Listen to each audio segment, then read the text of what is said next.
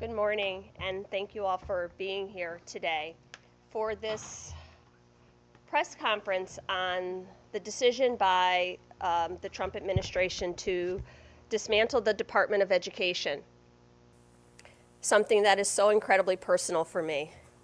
When I walked in this room this morning, my heart sank a little bit because this very room, that chair right there, is where I sat for my Teacher of the Year interview. And I say that not for an applause, but it never gets old. But because I believe so fundamentally in public education. It literally changed my life. And for all of the people who are talking about it's not the responsibility of government to educate our children, and there's different ways to do this, they don't understand what happens to the kids who don't have the opportunities that are available to them in public schools. There's so much to be said about the Department of Education, but what I'm realizing is that people really don't understand what the Department of Education does. The Department of Education does not handle local curriculum, instruction, instructional materials, instructional practices. Those things are already decided at the state and local level. So my question to everyone is, what exactly do you want returned to the states? The federal government will never write a check to any state or organization and say, do with it whatever you will. There will always be guidelines. There will always be federal input. What the Department of Education does is handle things like protection against discrimination, handles things like special education for our children, funds to Title I districts. In my district alone, almost $70 million came from the federal government. 53% of students who went to college used Pell Grants from Connecticut's 5th District. Without it, they would not have a chance. So when people say we want it returned to the states, are they saying states should have the right to discriminate if they choose? They should have the right to not fund schools in our poorest communities? States should have the right to not make sure that teachers have professional development and training. States should have the right to make those decisions? I disagree. Public education is a public good for our kids. I worry about the profession. I worry about young teachers who are aspiring and want to go into our most difficult communities and help our children. And we all have to push back against that. On Thursday, the day after a couple days after this order was announced, we introduced a resolution of inquiry in the House of Representatives, which means that the executive branch, the president, has 14 days to provide all of the factual documents as to why this decision was made and what the plans are going forward. As a teacher, I could never walk into an IEP meeting and say, don't worry about it, special education students will be taken care of. The law requires more of me, and you should require more of the President of the United States. So I just encourage everyone to learn the facts, learn what the Department of Education does in your respective communities. Learn how much federal funding comes back to your district and what programs and services that pays for. Because two things will happen. The things that are mandated by law will remain in law, and districts will have to decide how they meet those legal obligations. Will they cut other services, or will they raise taxes? And without the enforcement mechanisms that the Department of Education provides, our children are at risk. The implications of this are astronomical. So I encourage you all, no matter what part of the state you live in, no matter what community you're from, no matter whether you have children in the schools or not, to ask the tough questions. What does this mean? What services will be cut? What does returning education mean, back to the states mean? What was taken away? I have yet to hear that answer. People think a blank check is coming from the Department of Education. Linda McMahon hasn't said that. Elon Musk hasn't said that. Donald Trump hasn't said that. Here in Connecticut, I know we are strong proponents of public education, but it's not just about the kids here. It's about all of the kids in this country. We all have a collective responsibility to our children. So again, thank you so much for coming, for filling the room, for sharing this message, for fighting hard for teachers, for students, for parents, for families, even if they're not your child. I am someone who I've said many, many times before, everything I learned about school, I learned at school. Everybody doesn't have the family to provide them with the support that they need to be successful. So if we are making a conscious choice to say only the kids who have strong advocates at home deserve a high-quality public education, that fundamentally changes who we are as a nation. I will never stop fighting for me and for those kids like me, because all they need is a shot, and I'm going to make sure they get it.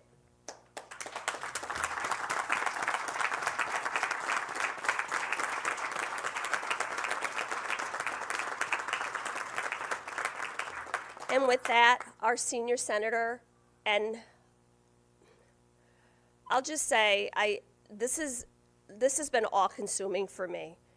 My entire life has been built around education, public education. I was educated in public schools, went to community college, Connecticut State universities. All of my education was right here. And I remember, literally, when I think about all of the things that the Department of Education does, I remember being in the classroom after Sandy Hook and watching our senators fight so hard to bring federal education dollars back to the state of Connecticut for wraparound services, for trauma supports, for school construction, for all of the things that needed to happen. This is so much bigger than what happens in the classroom. It is about the implications for entire communities. Senator Blumenthal.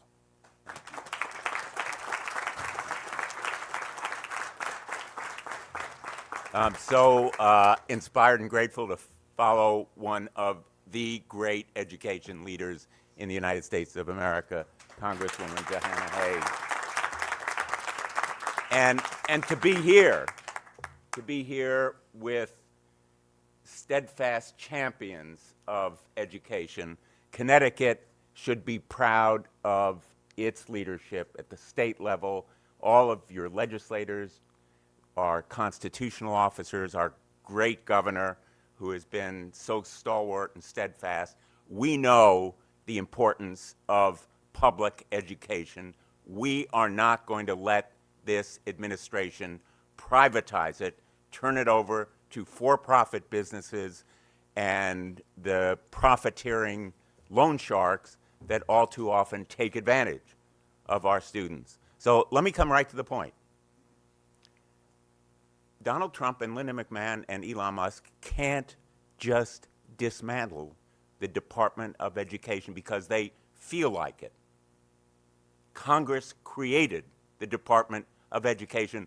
Only Congress can destroy it in the way that Musk, Trump, and McMahon want to do. And I will tell you, I will promise you, we will deny them the votes to destroy our Department of Education.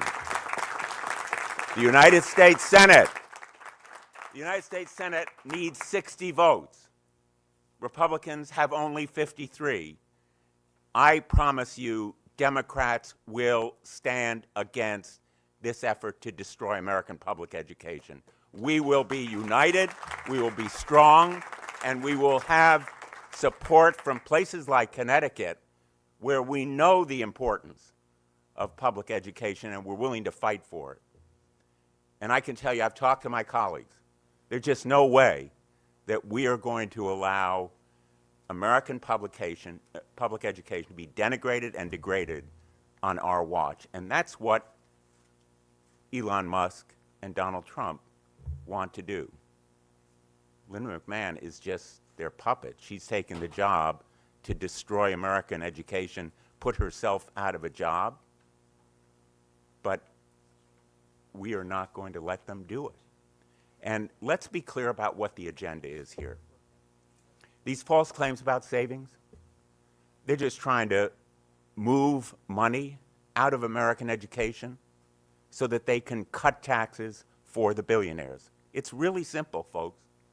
They want to take the money that goes into Title I, the IDEA, civil rights enforcement, billions of dollars, save it so that they can cut taxes. for billionaires, the ultra-wealthy, the millionaires. They need that bookkeeping. And they say they want to turn it over to the states. Turn education over to the states. We know, as you stand here, the states already run American public education.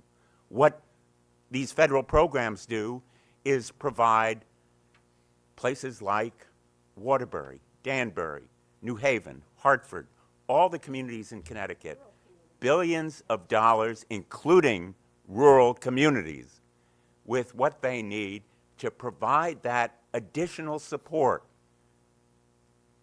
And what is the real-life impact here? Today, in schools around Connecticut, 533,000 students in 1,000 schools receive magnificently more education because of those federal funds.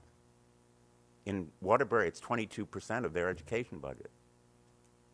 It's a real life-changing difference for students who are in the classroom right now, for teachers whom we're trying to recruit and train, for boards of education who need it for programs that they sponsor.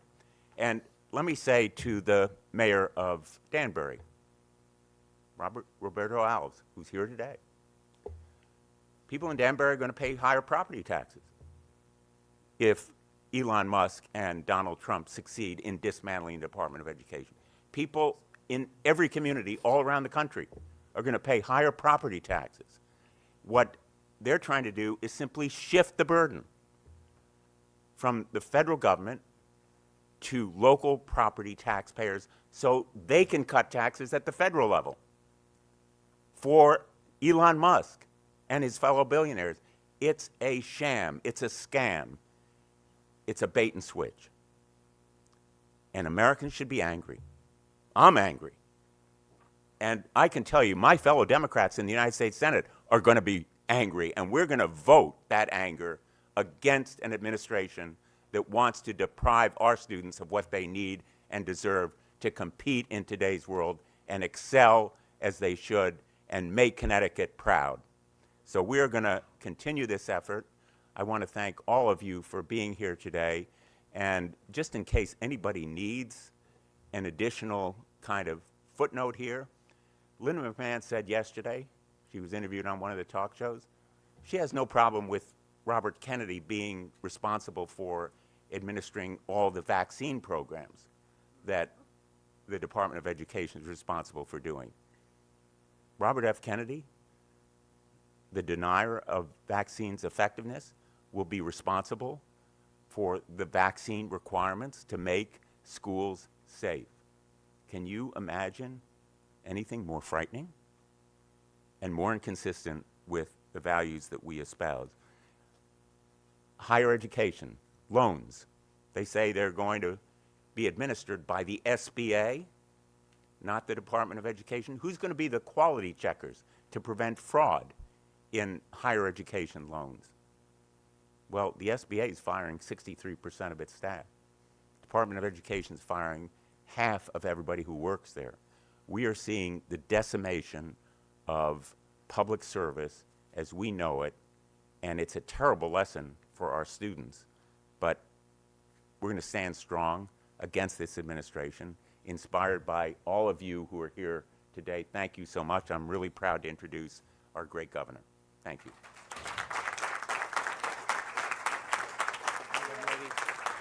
Thanks, buddy. Yeah, you're right, Dick. We're mad as hell. We're not going to take it anymore. We're going to stand strong. We're going to stand strong, mobilizing parents, teachers, paras, students, what this means for our future, what this means for each and every one of our kids.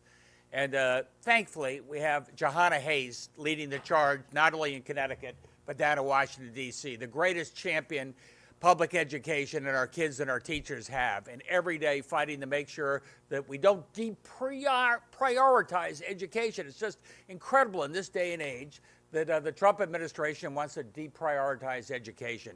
Just as the rest of the world is doubling down, making the investments they need, just as important for us to be able to make sure we have the best trained, most productive workers in the world, this is no time to say, let's deprioritize education. And we're not going to let it happen here in Connecticut, and I'm sure that Johanna and Dick and our entire delegation aren't going to let it happen in Washington, D.C., but we need you. We need parents. We need teachers. We need everybody to stand up and say, this is what it means for our region.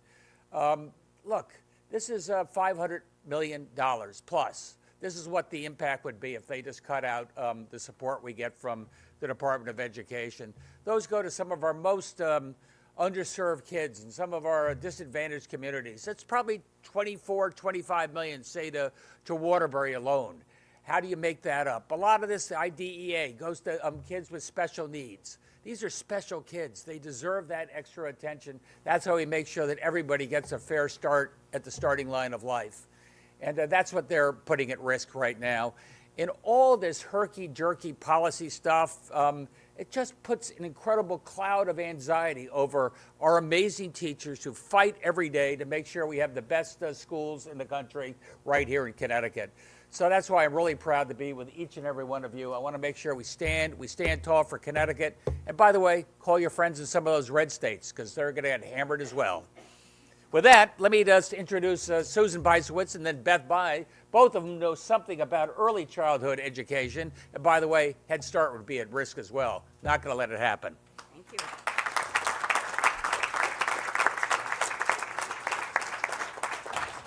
Good morning, everyone. And President Trump, see us, hear us right now.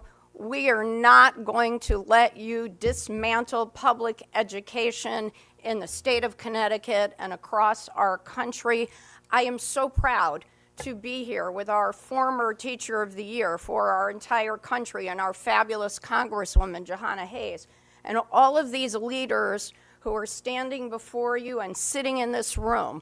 All of us are here because we are the beneficiaries, directly and indirectly, of a strong public education system. Our public schools are the backbone of our economy, and they're what have made our state and our country great because they've given us all incredible opportunities. This executive order that the president has signed puts every one of our 508,000 students at risk in our K through 12 schools. It hurts the 60,000 students who are recipients of Pell Grants for college. Make no mistake, this is a direct attack on kids with disabilities and special education needs. It's an attack on financial aid for colleges. It's an attack on the students who need English as a second language help. And it's just an overarching attack on public schools, because this is just yet another example of how Elon Musk and the billionaire oligarchs want to privatize government programs that have worked for the people in our country, whether it's Social Security, whether it's public education, whether it's the post office.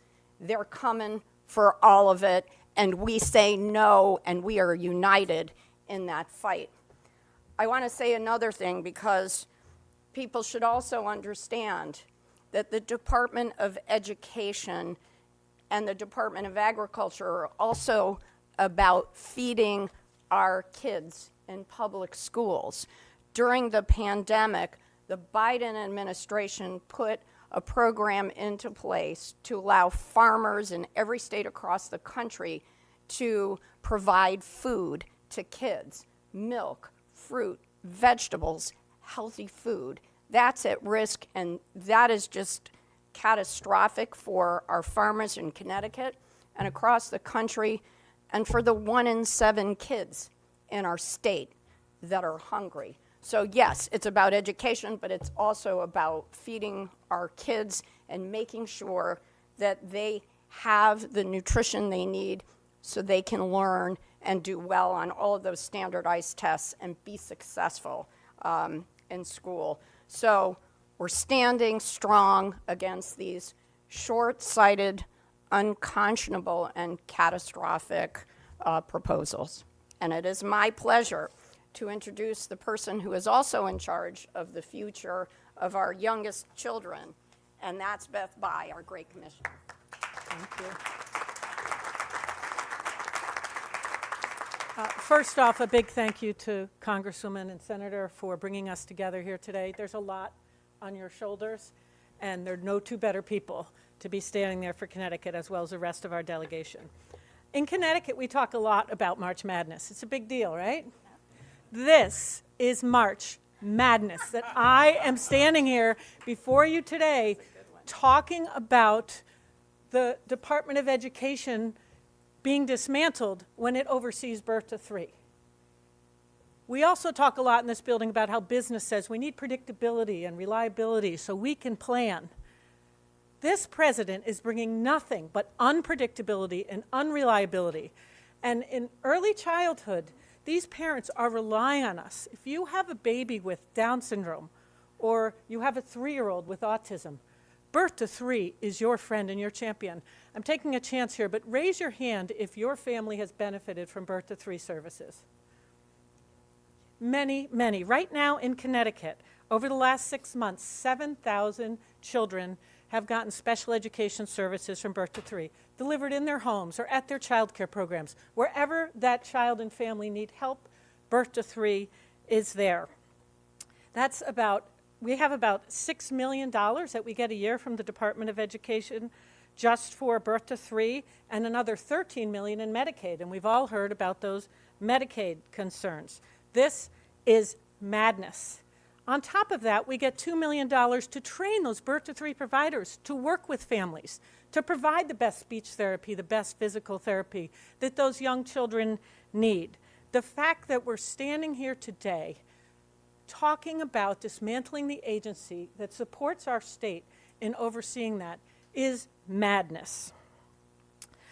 Just a couple of other things for your information, and then I'll pass it off to our next speaker. But we, over the last 30 years, we've really depended on the feds. We call when we have a question, and guess what? If we're having a challenge with a family or a child with a particular disability, the Department of Education will put us in touch with another state to tell us how to best serve that family. They also help us live within the rules of the Individuals with Disability Act, a major, major piece of legislation that has opened doors for millions of families over the decades. So the madness has to stop. Our families need predictability and reliability. Our state needs predictability and reliability if we're going to serve families. So I just thank you for raising awareness. And we need birth to 3 to be strong, as well as our 3 to 5-year-old special education program. So I am turning it over to Dr. Jeffrey Solon from Cheshire Public Schools.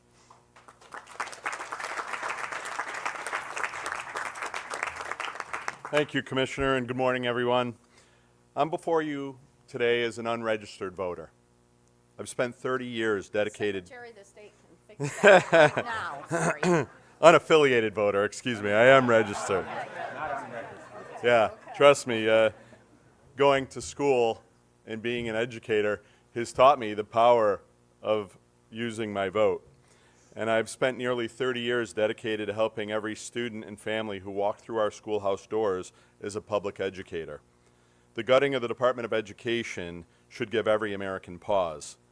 The redistribution of public money away from public schools and toward private schools, religious institutions, and charter schools where there is a limited public accountability, often no requirement for teacher certification, and generally no requirement to provide special education services is deeply concerning. The justification for this argument is the decline in test scores since 2012. You can read The Anxious Generation by Jonathan Haidt for another examination of failing test scores since 2012. There's been a precipitous decline in student performance in almost every country where children were introduced to unfettered access to social media at that time. Blaming public educators here is the equivalent of blaming doctors for obesity. Perhaps we should be listening to public educators rather than shunning them.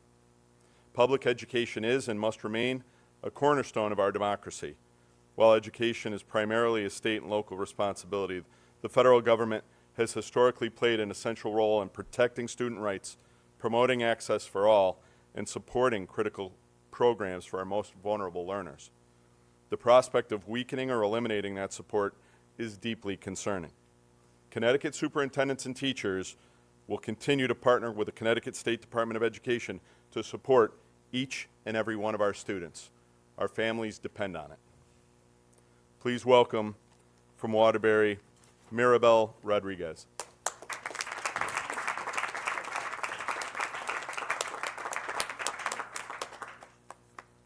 She's coming. The next speakers are parents, community members, grandparents, religious leaders, all people who will be impacted by this. But I think one other thing I wanted to say is Chapter 11 in Project 2025 outlines exactly what is happening right now. So for all of the people who are saying, don't worry, it'll be taken care of, we've seen chapter by chapter when it came to labor, when it came to environmental protections. And if you read through Chapter 11, it doesn't say we're going to continue to provide those services at the state level. It eliminates many of the services that we're talking about, and the next speakers can talk to the detrimental impact that will have on our communities. Good morning. I'm Maribel Rodriguez. I live in Waterbury. I am a mother of 3 and a grandmother of 6, and I have grandchildren from pre-K to high school.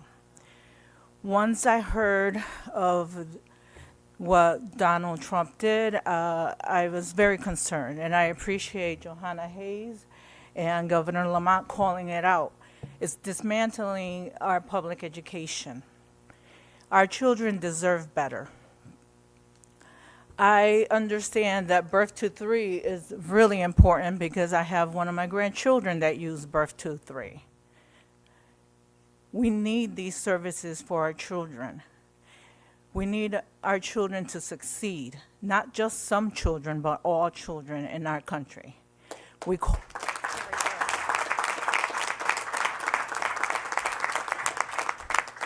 If we call ourselves the greatest country in the world, how can we dismantle the education of our public schools? How can we stand by and let this happen? We can't. So I urge everyone that has children in public schools to call their congressmen, their state reps, everyone they can, and say, no, we need our children to succeed. Where's the humanity? How are these children going to succeed in the future? Maybe our future doctors and lawyers and just people that work every day and make our life better by doing every single job that they can do, because every job has value. I just want to make sure that everybody understands I'm getting a little.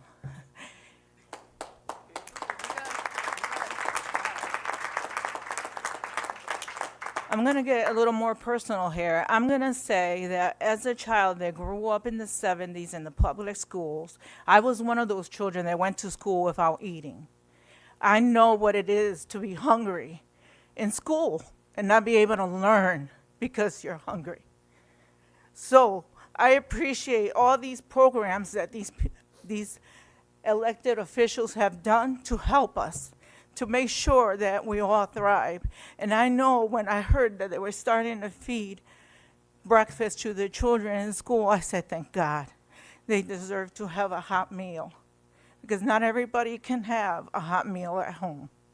So I urge everyone to please, and Congress, to make sure that they put a stop to this, and that every child in our country gets the quality education they deserve. Great. Thank you.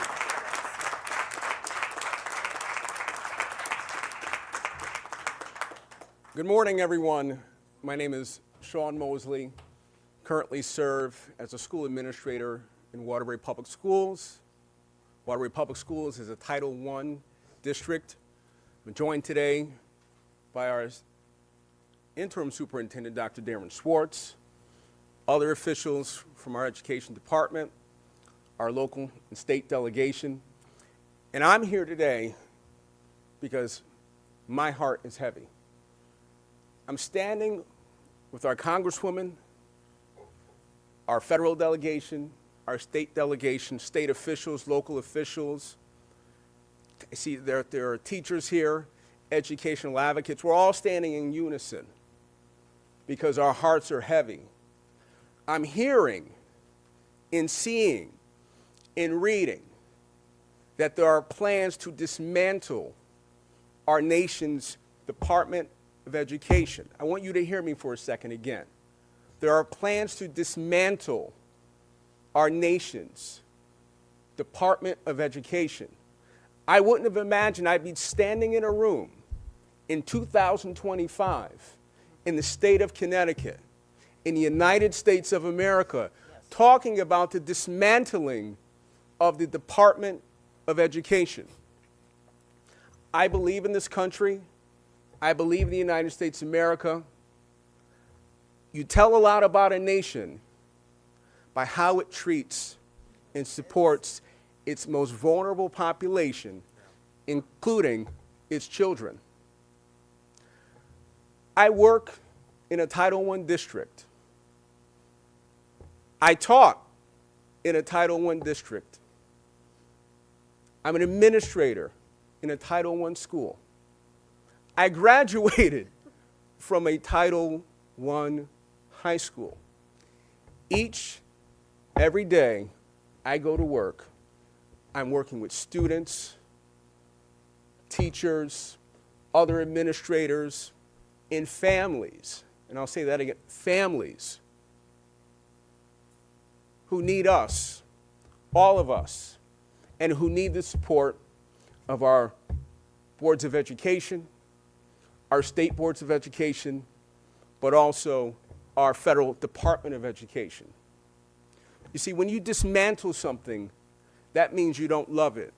You don't dismantle things you love. When you dismantle something, it means you don't care about it. It means you don't value it. We, everyone in this room and everyone watching, know that we care about our kids, we care about our communities, and we care about the quality of education in our districts, our state, and in our nation.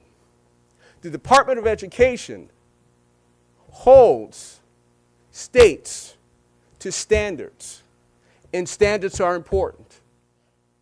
Standards help us, no matter if you live in Connecticut, California, Mississippi, Alabama, Texas, North Dakota, no matter what state you live in this union, you are entitled and you will receive a top-notch, quality public education. Protections for students with disabilities, funding for students to go to college. Those are all values that we as Americans hold near and dear to our hearts.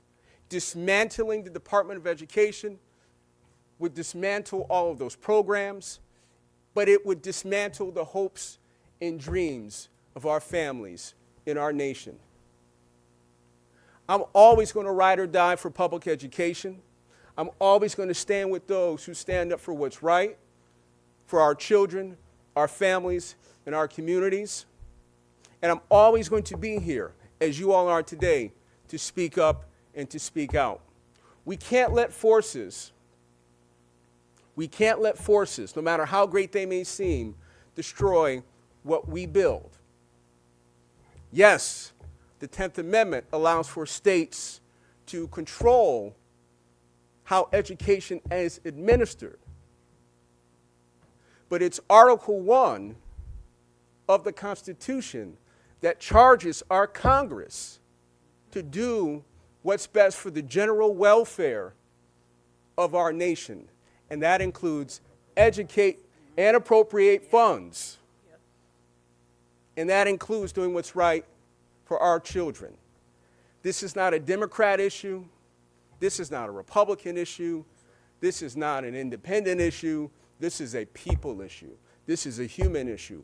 And we're going to fight for what's right, and we're going to fight together, and we're going to stand for the education of our kids, the education of our community, and the education in America. Thank you.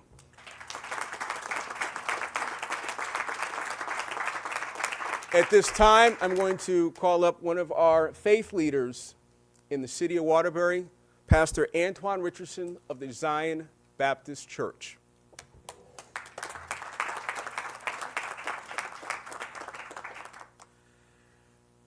Good morning to each of you. I'm not able to wax eloquent like Alderman Sean Mosley, so I brought in help. One of the greatest voices of our time, Whitney Houston, sung this song. I believe the children are our future. Teach them well and let them lead the way. Show them all the beauty they possess inside. Give them a sense of pride to make it easier. Let the children's laughter remind us how we used to be. Brothers and sisters, constituents of the state of Connecticut, my fellow Americans, I stand before you as a concerned citizen because I'm deeply concerned about the future of our children, especially those who have long depended on our nation's promise of equal opportunity for all those who live inside of the United States of America.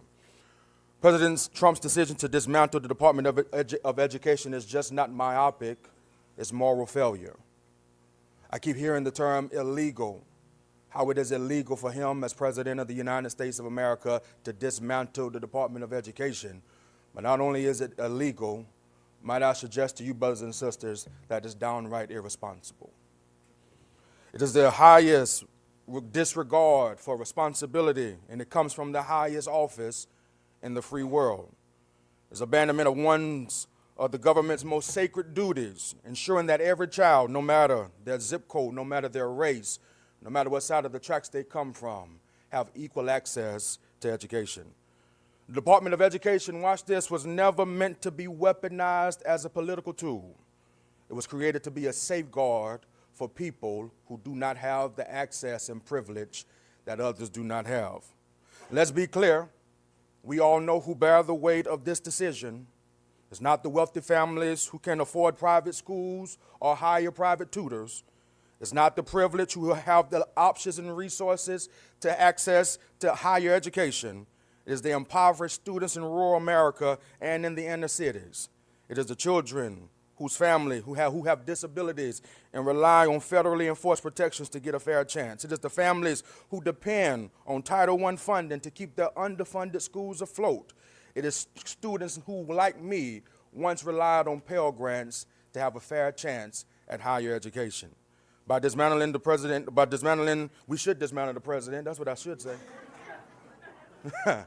By dismantling the Department of Education, brothers and sisters, President Trump has turned his back on the idea that education is a public good and a shared responsibility. This isn't just bad policy, it's ultimate betrayal. Leadership means standing up for those who cannot stand for themselves. It means recognizing that the strength of this country lies not in leaving each state or school district to fend for itself, but in ensuring that every child has a fair shot at success. Today, we call for accountability. We call for compassion, and we call for renewed commitment to our children's future. America, it used to be said, united we stand, divided we fall. In the days of Trump, for the next 4 years, those words have taken on a more nefarious tone because those words now have to be reversed. America, divided we stand, and united we ultimately will fall. And my prayer is that God will bless America. And if God can't bless America, at least God will keep America for the remainder of these next 4 years. Thank you.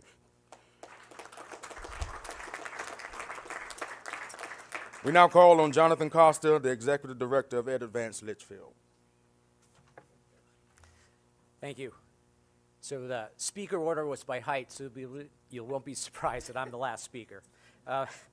Thank you, Representative Hayes, Governor Lamont, Senator Blumenthal, and other distinguished guests. My father was an educator, and he taught me that education is an art based on a science. We are in the hearts and minds business, and the proposed closure of the U.S. Department of Ed will impact both negatively. I'm the Executive Director of Ed Advanced, one of 6 regional education service centers in Connecticut. We serve 31 districts in the northwest corner of the state. Most of Johanna's 5th district is in my service area, and we support about 55,000 students.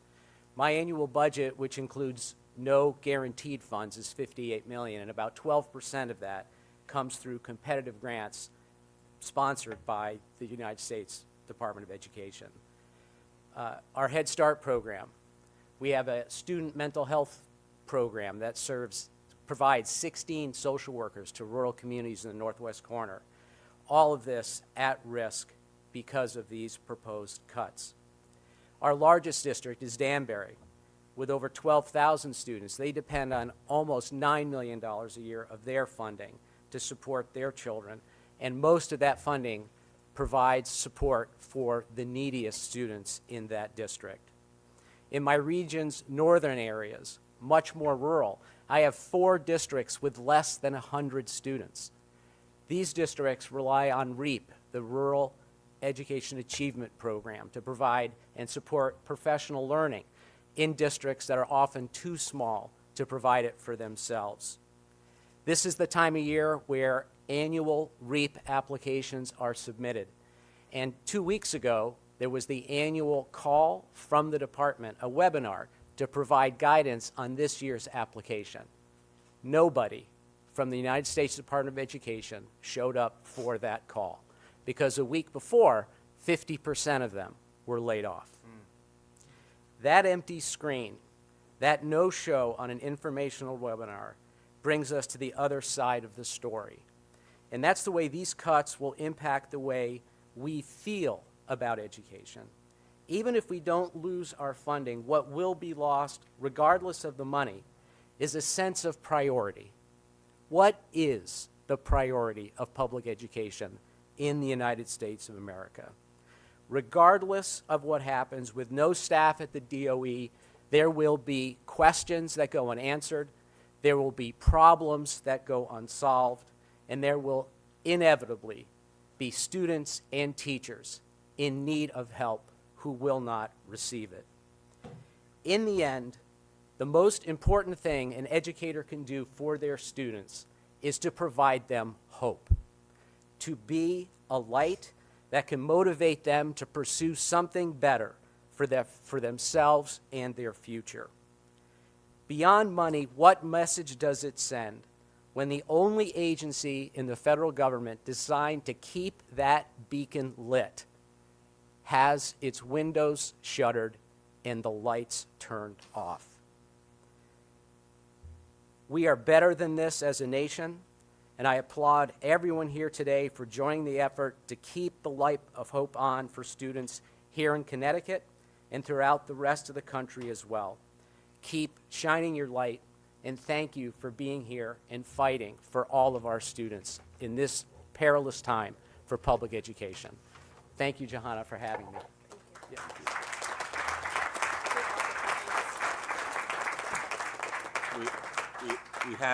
I think we have a little bit of time for questions if there are any. I have a question for Lamont. You said that now it's a little too tightly controlled. While, meanwhile, we have an illegal marketplace for cannabis that's existing in bodega. There's this federal threat about funding. Is Connecticut in a place to fiscally prioritize education? Look, I think Connecticut prioritizes education big time. The amount of commitment we make to education. The bigger question is, we're also in a partnership with the federal government. I mean, we prioritize health care, but if they cut $5 or $6 billion out of Medicaid, what do? We prioritize education. But if feds cut $550 million out of education going to each and every one of our communities, we're going to do what we can to help the most vulnerable. I'm not positive we can make up all that shortfall, but we're going to do everything we can.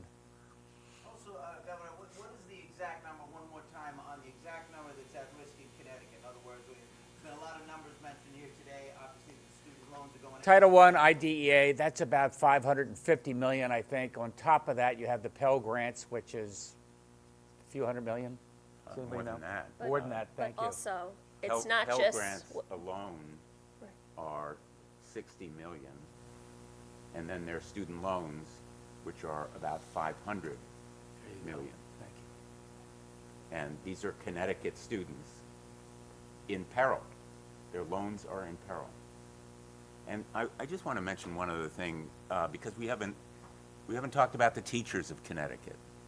You know, people often say to me, I'm probably to others in public, boy, you have a tough job. I'll tell you who has a tough job. Teachers have a tough job. And This, you know, at the most basic level, this illegal effort is not just against the law, it's immoral, it's a gut punch against students, but it's also a punch in the face to teachers around America. People we should be elevating and acclaiming and really valuing and training for their work. And Donald Trump is basically giving them the middle finger. You know, Donald Trump and Elon Musk are giving teachers the middle finger. And it is illegal, it's immoral, we're not going to let it happen. I've also heard people talk about, to your point, Senator, this money coming back from the federal government can raise teacher salaries. We have legislation to raise teacher salaries that my Republican colleagues have rejected and voted against time and time again. That's not what this is. So I really need for people to understand, this does not mean that the $500 million that the state of Connecticut received from the Department of Education last year will be appropriated next year, and districts and the state can do with it whatever they please. It means we are at risk of not receiving those funds and having to figure out what happens next. When you talk about priorities, your budgets are a statement of your priorities and your values.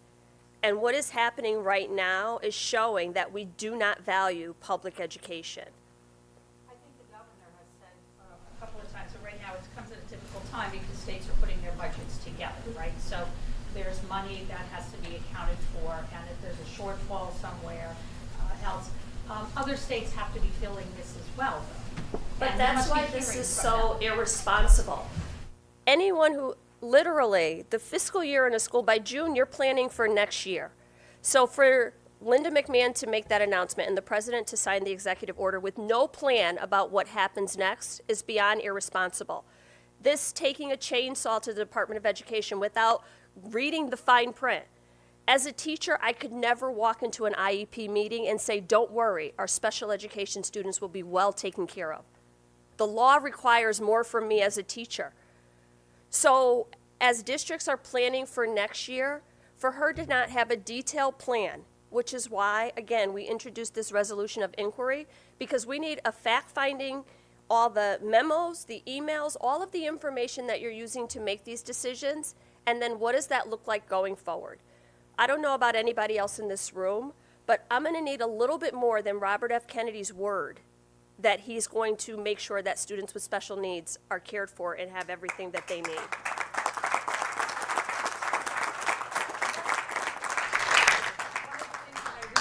Heard from President Trump was that with students with special needs, they wouldn't fall under the Department of Education. They'd be somewhere else. Where is somewhere else, and how does that sit with you? Why are people asking that question? Where is somewhere else? Even as the president, you don't get to just say, we're going to put these students somewhere else. Because for parents, one responsibility is their child. For educators and leaders, our responsibility is everybody's children, everybody's child. So I am not going to sit by and let us go back to a time where special education students were placed in the basement and not allowed to be educated alongside their non-disabled peers. I am not going to go back to a time where students came to school and didn't get a hot meal or a book or a computer or broadband or all the things they needed to learn. I am not going to go back to a time in the United States of America in 2025, while at the same time in the same press conference that the president was announcing cuts to the Department of Education, that he also announced more funding to the Department of Defense to build helicopters that literally they've already said we don't need. This is not about waste, fraud, and abuse. This is not about downsizing institutions. It's about tax cuts for the wealthiest, most well-connected. It is about raising the debt ceiling. It is about increasing our national debt on the backs of our children. I am so angry is not even the word. It is beyond the pale to think that I sit on two committees on purpose in Congress. The Committee on Education and the Workforce and the Committee on Agriculture. and I asked for the Committee of Agriculture because that's the committee that feeds children. And at the top of their priorities list for things on the chopping blocks are education and food for kids. Why isn't everybody angry about this? Why isn't the media asking that question? Where will these children go? Ask that question. So let me just, again, I think we can take a little bit of practical wisdom here. As the governor said, call your senator. And call me, but call the senators in red states. Call the senators in blue states. You want to make sure they stand strong, because ultimately there'll be a vote in the Senate. There'll be a vote on the budget in both the House and the Senate on the appropriations measures. We need you to be active, be strong, be loud and clear, and that's going to make a difference in what happens. So you know where we stand, but we need others to stand with us in the Congress. And I'll just say one final point in answer to your very good question about what is the state going to do when we lose this money. That's a good question, but really the question is on the feds, what are you going to do to stop this robbing and stealing of money from our kids and putting it on the backs of the state and local governments, because that's what is happening here, and that's why taxes are going to rise, property taxes are going to rise if schools are kept open. Final question? I see you. Yeah, you know, all of the decimation of departments in DC are going to redound upon us. We're going to be paying it. So why are we going to be paying federal taxes? What happens if we don't pay? I think that's like the ultimate, but I'd like to know if we will all be swept away by a great wave if that happens, of cowboys. My name is Patricia Revel, and I'm from the invisible Farmington Valley. We're having an education rally in Farmington in front of the schools on April 10th. I've actually had people ask me that question before, but the state of Connecticut doesn't collect federal taxes. As you all know, the federal government takes that money directly and then sends it back to the state. So we are what you call a donor state, which means we give more to the federal government than we get back. So there really is, Taxes are subsidized. right. Alabama, Mississippi, and all these red states who don't have enough money in their budgets. Right. But I think it goes back to the idea, I mean, I was a history teacher, and I taught the Articles of Confederation and the Constitution. And in one system, it was every state for themselves, every man for themselves, you know, you just figure it out. And in the other, it was a union of states that took care of each other. So right now, when North Carolina, when the Carolinas have been hit by a storm, federal funds go in and help those communities. When education is at risk, federal funds go in and help those communities. And quite frankly, I'm okay with that. Because for as much as I know that the people here in Connecticut are going to fight hard for the education of the kids here in Connecticut, I care about the education of those kids in deep red Louisiana as well. I care about the education of those kids in the Dakotas and on tribal reservations, because they too are Americans and they deserve it. So for me, this isn't about red states or blue states. It's about humanity and common sense. What good is it if I could feed my children if my neighbor's kids are hungry? It's nationhood. And all of these people who think that we need to recede to our own corners and make sure that as long as you're taken care of, you're okay, that is as un-American as it gets. So I am going to literally do everything I can from the state of Connecticut, but also work hard to make sure that my colleagues in other states understand the impact, that their constituents understand the impact. Because when you talk about these things in abstracts, it's okay. But when you talk about it as the speech therapist in the school across the street from your house will no longer be there, then it's a problem. When you start to talk about it as the after-school program that runs in your neighborhood, or the bus that picks up your kid right in front of your door will no longer be able to do that, and you're going to have to find your own transportation, then people understand the direct impact. So I'm going to fight for all of those kids, not just the kids in the 5th District or the kids in Connecticut, but all of the kids in this country who deserve a shot. And while we're talking about, I hear the president talk about comparing to nations around the world who have made gains in education, nations who have universal public education, universal health care, universal child care, paid family and medical leave, all of the things that kids need for a healthy start to be well positioned to go in school and sit down and learn. So if you really want to have a conversation about the future of education and how we make up for failing test scores and what our next step should be, it shouldn't be tearing everything down. It should be looking at where the gaps are and standing in intercession in those communities until they can stand on their own. That's what we should be doing. It should be making sure that parents are able to stay home with their kids the first couple weeks of their lives to make sure that they're healthy and have a good start, that they're well nourished and have doctor's appointments and well visits. That's what we should be talking about when we're talking about the future of public education, not getting rid of it completely. Now you know Thank why.